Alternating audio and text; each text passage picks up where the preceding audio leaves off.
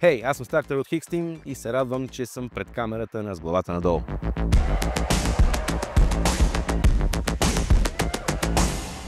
Движеща сила, благодаря за комплимента. Просто действам и правя неща, които ми харесват, нещата, които обичам, с хората, които са в моята крачка и аз в тяхната. И в тази връзка няма как нещата да не се получават, няма как нещата да се влияят от вълни или от модни течения. Просто се случват по начина, по който ги искам, по начина, по който и ги искат моите хора. И всъщност, както си представям, че би трябвало да се случва. Оттам насетне просто се трупат години. На мен ми е странно, като погледна колко години всъщност са минали. Защо брейкинга е така сериозно подчертан и заложен в новия албум? Ами аз с това съм почнал. С бибоинг, с интерес към брейка, с такъв стил музика и танци. И просто чаках да му дойде момента на този албум, защото от 95-та година албума имаше вътре бейс, олдскул електро, даже на обложката съм с диска на Kraftwerk, на Лукичен на мен. Но след това направихме Hicks Team и почнахме в по-скоро по-бумбап посока да действаме. Трябваше да минем през какви ли не експериментални проекти, инструментални неща, неравноделни, скреч проекти и албуми. И всъщност чаках момента да дойде да направя най-сетне един албум за бибоите от една страна, от друга страна за хората, които харесват златния 90-тарски хип-хоп. През тия 30 години едни 12-13 албума, плюс още колко неиздавани неща, съвсем апокривно излезли. Се опиташ за форматите, ще цитирам Evidence от Dilated Peoples, въпреки че не го е казал точно в такава посока, но fuck the format, бро.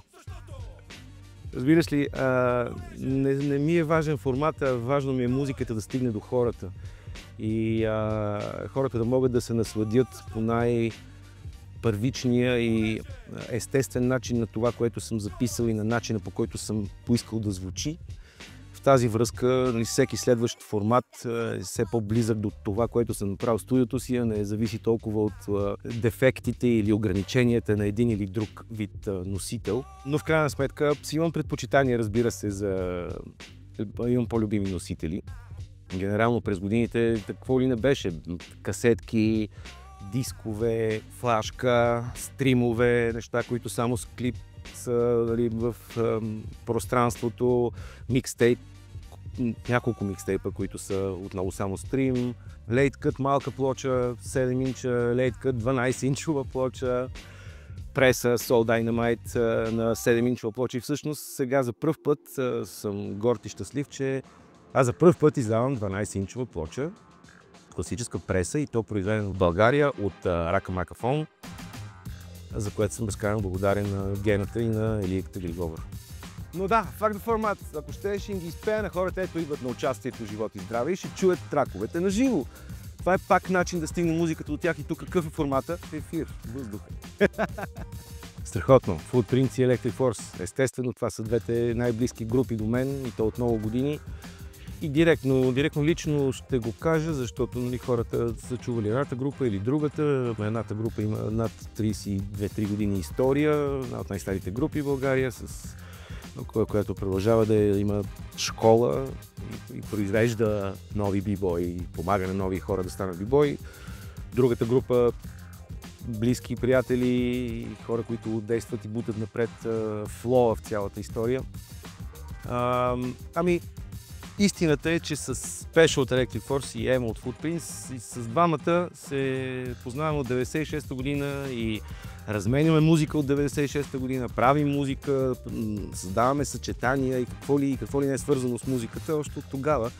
Всъщност на мен ми беше изключително вдъхновение и тръпка да запиша, довърша, мастерирам и да споделя този албум именно на тези двама души, на Пешо и на Емо. И каква ще е тяхната реакция и как ще приемат това ми начинание да направя поп-бибойски албум, но пък от музикална гледна точка, но пък в крайна сметка моите рими, моите идеи и философия. Той за това се казва Breaking Bap, B-Boy and Philosophy. И беше изключителен трепет беше, като споделих на единия и на другия, и след това за разговорите ни, и след това тук, точно където снимаме, се събрахме да изслушаме единия и другия албум и с двамата по-отделно и така.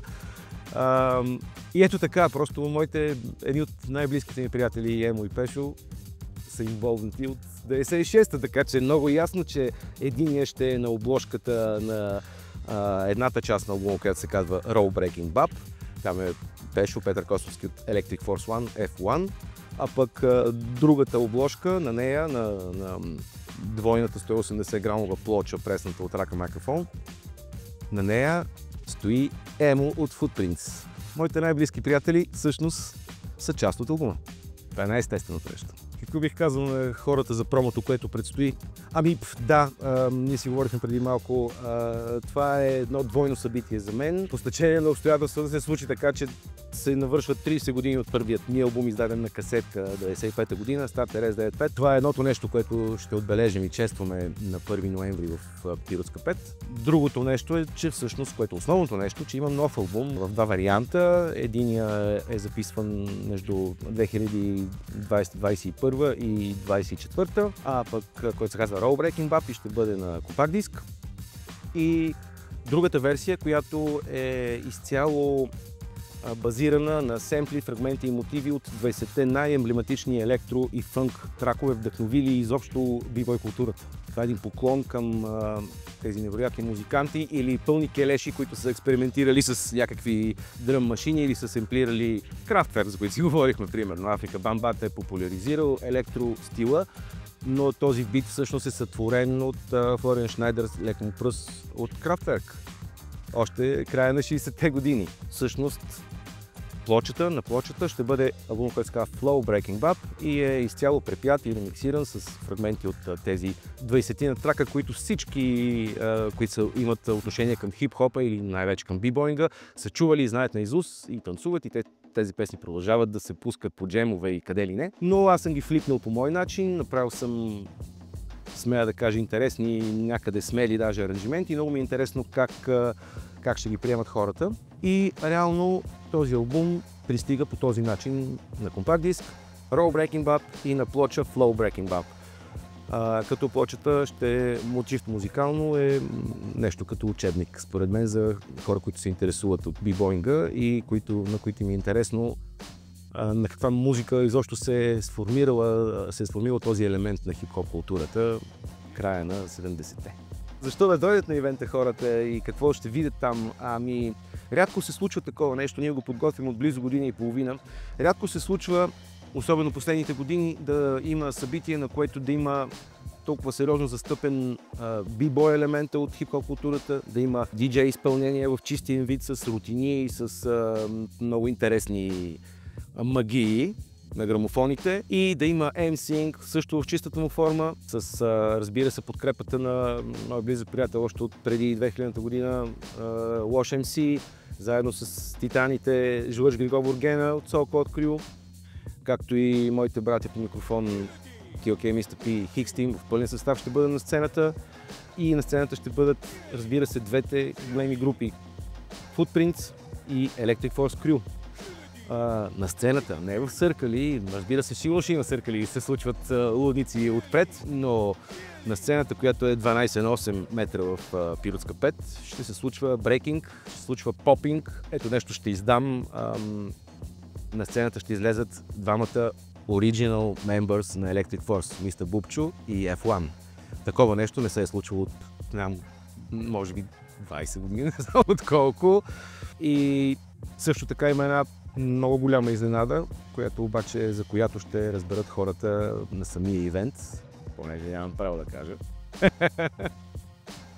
И в общи линии такова събитие рядко се случва, не се е случвало скоро, не знам кога отново ще се случи, наживо, всички заедно, с такава енергия, която много от публиката не си е представила, че може да се случи. Затова да дойдат. Най-сетне след толкова години ще има мърч на Hicks Team, ще има тениски Hicks Team, защото двата албума на диски на плоча ще бъдат на на концерта, не се знае колко от тях и дали ще останат за след това, за хора, които искат да си вземат. И защото ще бъдем заедно и сме си ние, а не сме правили такова събитие много отдавна. Хора, миналия албум, който пуснах, имаше промо за него, рап албум, се случи 2012 от театъра цикъл. Оттам насетне сингли, фичеринги, какви ли неща, с какъв е стил, но рап албум не съм пускал. Ще е интересно, човек, това е първо да сме живи и здрави и то всички, които имат афинитет към някакви, връщам се директно към тях, към изкуство, към неща, които остават след материалното, след живота. Действайте и се грижете за себе си, бъдете здрави и бъдете живи, защото има нужда от вас, особено в тия интересни времена, в които живеем и в които се акцентира главно на материалното. Но как се виждам аз след 30 години, може би като преди 30 години, точно като преди 30 години, обаче може би с малко повече умения, малко повече ентусиазъм се надявам да имам, малко повече стил, защото като съм почвал, съм си търсил стила и направо ме е срам от някои неща, но да, искам да имам същата енергия, която преди 30 години съм имал. Пък го пожелавам на всички вас.